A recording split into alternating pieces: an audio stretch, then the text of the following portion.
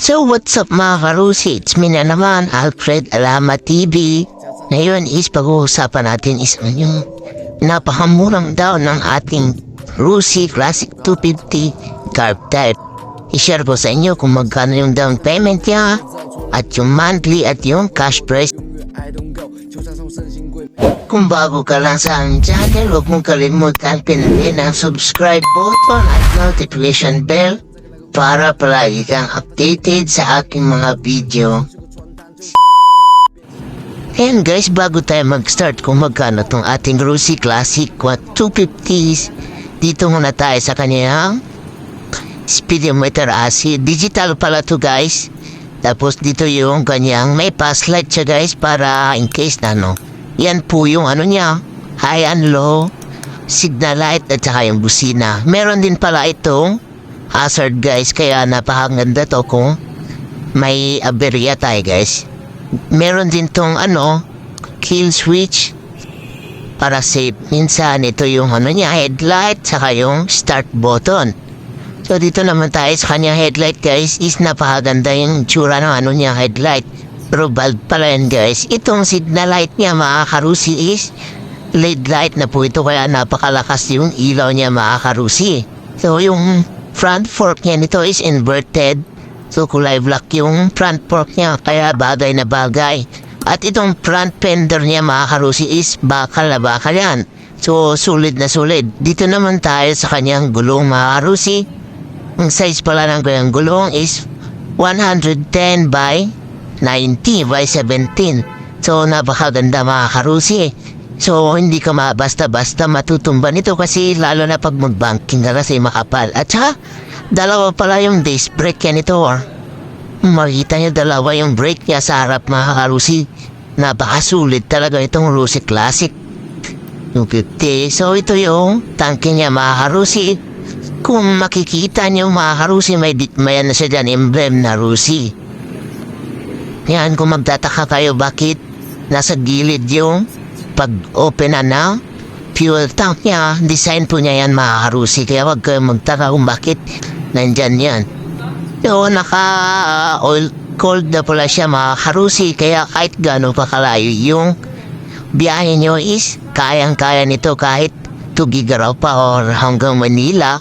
Walang hintuan, kayang-kaya ng ating Rusi Classic 250. Carb type na pala siya mga karusi, kaya less maintenance lang tayo mga karusi. Hindi din siya, kahit 250 siya, hindi rin siya magasto masyad sa gas.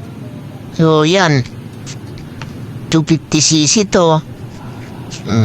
Nakikita niyo, napakaganda May nakatatakpan na Classic 250. Yan pala guys, is yung lagayan niya ng mga papeles or tools.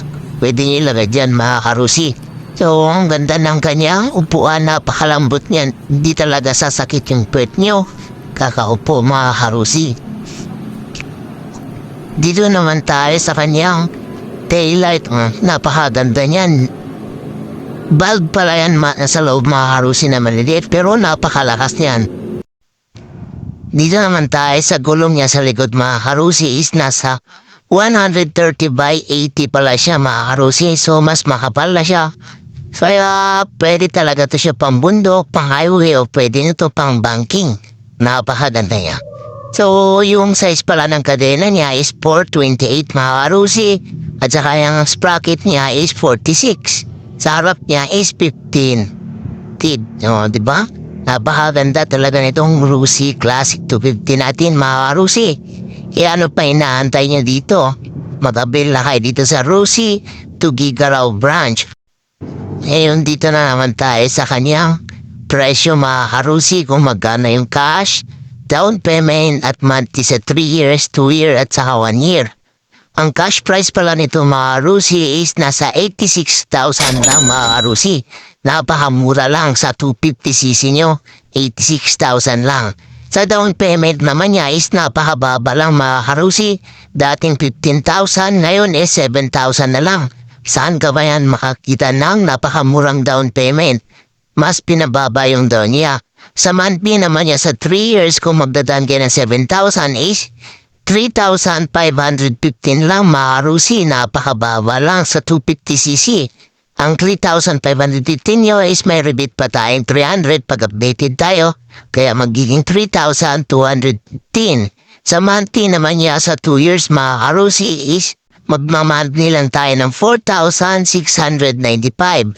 Tsaka may rebate tayo magiging 4,395 lang. Sa 1 year naman mga karusi is magmamonthly lang tayo ng 8,235. Ganon din yung down payment niya, 7,000 lang. Tsaka yung 8,235, may rebate din tayong 300, magiging 7,935 lang mga karusi. Kaya ano pang hinahantay nyo? Avail na kayo sa amin dito mga karusi. Location pala namin is Maharlika Highway, Barangay Pingiroyo, Tubigarao City, no?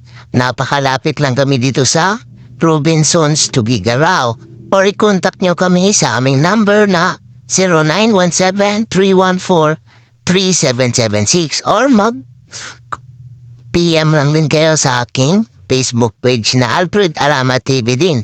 So para hindi kayo mawala, diba? Or i-contact nyo rin ako sa personal kong number na 0915-618-35776. Diba? So mga karusi, hanggang dito lang tayo. Maraming salamat sa panunod.